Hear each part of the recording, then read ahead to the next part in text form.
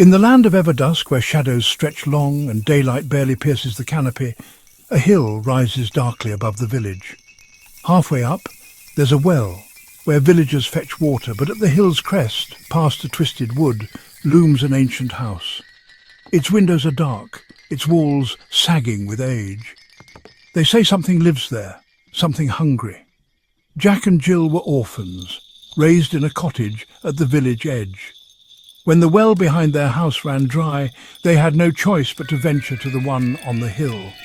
Villagers warned against it, muttering of disappearances and dark shapes flitting between trees. But thirst is a relentless master, and so, with a battered pail between them, the siblings climbed the path one grey evening.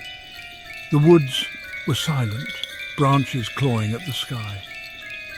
"We shouldn't be here," Jill whispered, eyes fixed on the dark windows above. "It's just an old house," Jack scoffed, though his grip on the pail was tight. They reached the well at twilight, its stones slick with moss. Jack leaned over to haul up the bucket, but the rope slipped. He tumbled forward, striking the rocks with a sickening crack. Blood trickled from his scalp, and his eyes fluttered, unfocused.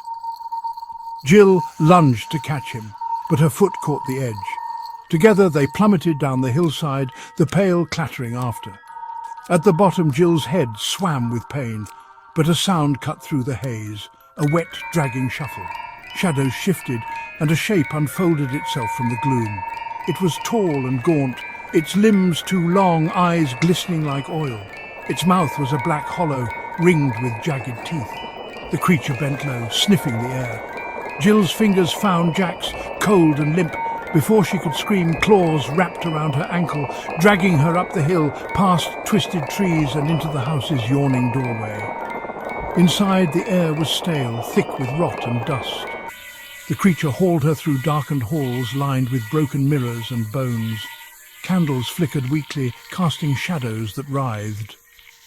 Jill struggled, kicking and clawing, but the creature's grip was iron.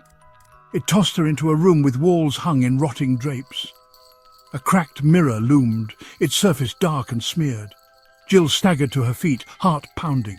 In the mirror, her reflection stared back, wide-eyed and blood-smeared. But as she turned, the reflection didn't. Its eyes were black pits, its mouth curling into a grin too wide for a human face. "It's just an old house," it rasped in Jack's voice. Jill backed away, but the door slammed shut, trapping her in darkness. The mirror rippled, and hands clawed free, cold, grasping hands that pulled her in.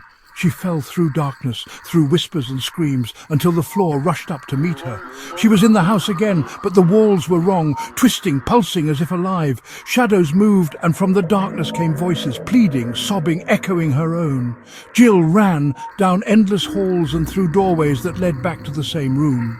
Mirrors lined every wall, each showing twisted reflections, faces she knew, faces of villagers who had vanished over the years. Their eyes were dark and hollow, mouths whispering her name. At last she burst into a wide hall where the creature waited. Its eyes glistened with hunger, and beside it stood Jack, or what wore his face. His eyes were bottomless pits, his grin a blood-smeared rictus. "Stay," he crooned, voice hollow. "We're all so hungry."